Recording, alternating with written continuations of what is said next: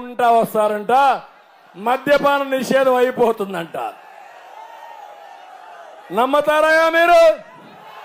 ఏమమ్మా నమ్మతారా మీరు? ఎన్నికల ముందేం చెప్పాడు? మద్యపాన నిషేధం చేస్తానని చెప్పాడా లేదా? మద్యపాన నిషేధం చేసిన తర్వాతనే ఓటు అడుగుతానన్నా చెప్పాడా లేదా? చేశాడా? ఈరోజు ఓటు అడిగే హక్కుందా ఈ జగన్మోహన్ రెడ్డికి? మీరు ఓటేస్తారా అని మిమ్మల్ని అడుగుతున్నా.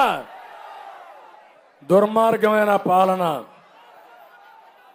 కడాన మద్యాన్ని తాకట్టు పెట్టి 25,000 కోట్ల రూపాయలు అప్పు తెచ్చిన దుర్మార్గుడు ఈ సైకో జగన్. నేను అందుకని ఈరోజు మీరు ఒక్క విషయం చూడండి. ఈ వింజమూరులో కూడా గంజాయి ఉందా లేదా తమ్ముళ్ళు? ఉందా లేదా?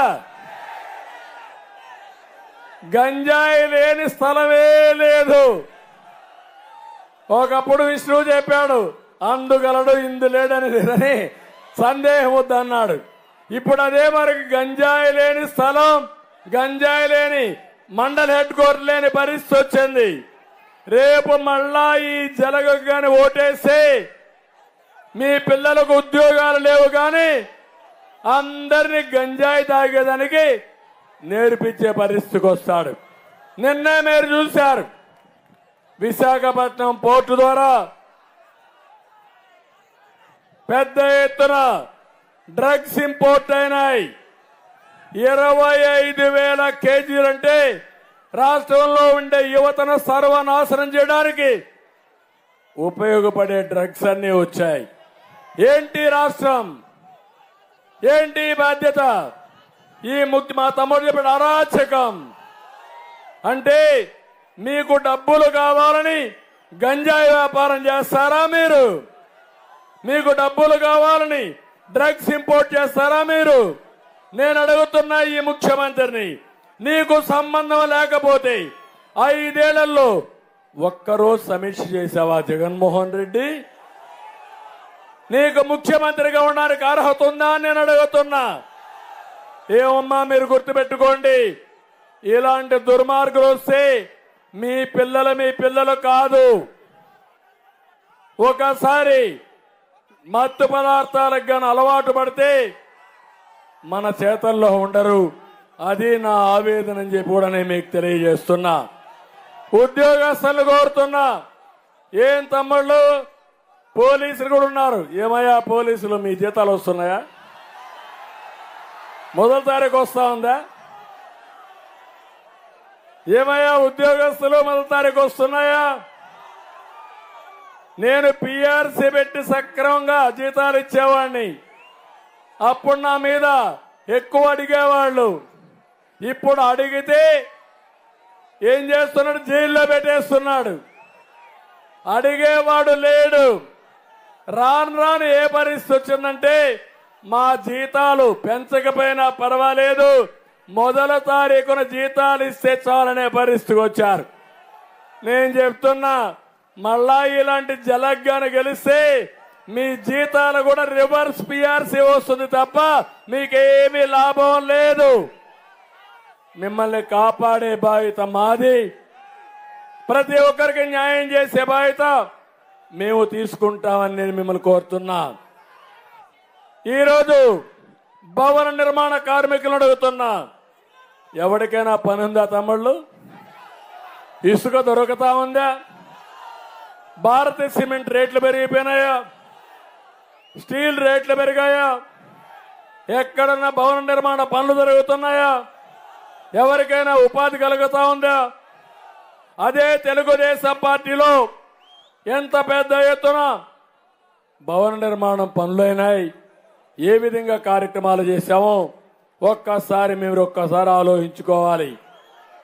నేను 78 నుంచి ఎమ్మెల్యేగా ఉన్నా. నా జీవితంలో ఇలాంటి ముఖ్యమంత్రి అవుతాడని కానీ ఇలాంటి వ్యక్తి వచ్చి ఈ విధంగా రాష్ట్రాన్ని సర్వనాశనం చేస్తాడని ఎప్పుడు అనుకోవాలా. ఇక్కడ మీలో కూడా ఒక విషయం చెప్పాలి, జగన్ ప్రభుత్వంలో అందరూ బాధితులే. ఎవరు బతికే పరిస్థితులు లేరు.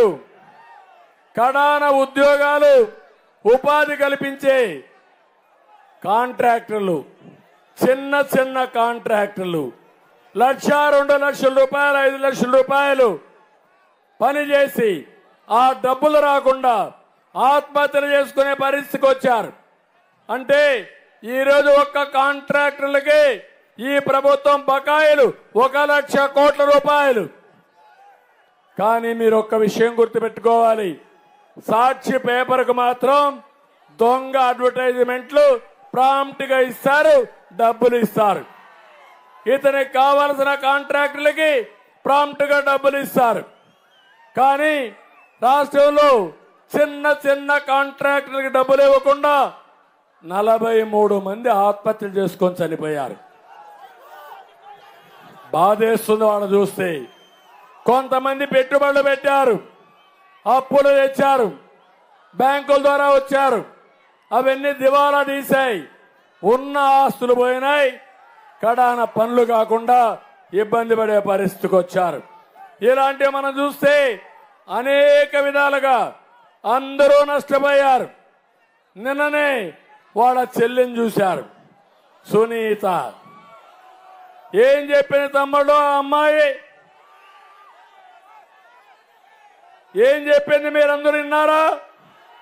ఒక ఆడబిడ్డకు జరిగిన అన్యాయం విన్నారా లేదా అని మిమ్మల్ని అడుగుతున్నా.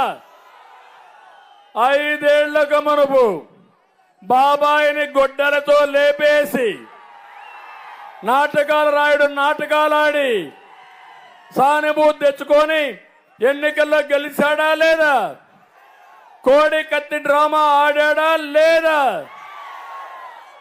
మళ్ళా ఇప్పుడు అంటున్నాడు. దోషులతో కలిసి నిన్న అమ్మాయి ఒక మాట అడిగింది, వాళ్ళని కూడా నేను మేనేజ్ చేశానంట. మీ చెల్లెళ్ళు నేనే మేనేజ్ చేశాను, రాజకీయ పార్టీలు నేనే మేనేజ్ చేశాను, ఇప్పుడు ప్రజలు కూడా మేనేజ్ చేస్తున్నా. కడకు నీ బతుకు రాబోయే రోజుల్లో భయంకరంగా ఉండబోతుంది. అన్ని సమయాల్లో అందరినీ మోసం చేయలేవు. ఈ విషయం గుర్తుపెట్టుకోవాల్సిందిగా జగన్మోహన్ రెడ్డి గారిని హెచ్చరిస్తున్నానని చెప్పి కూడా మీకు తెలియజేస్తున్నా.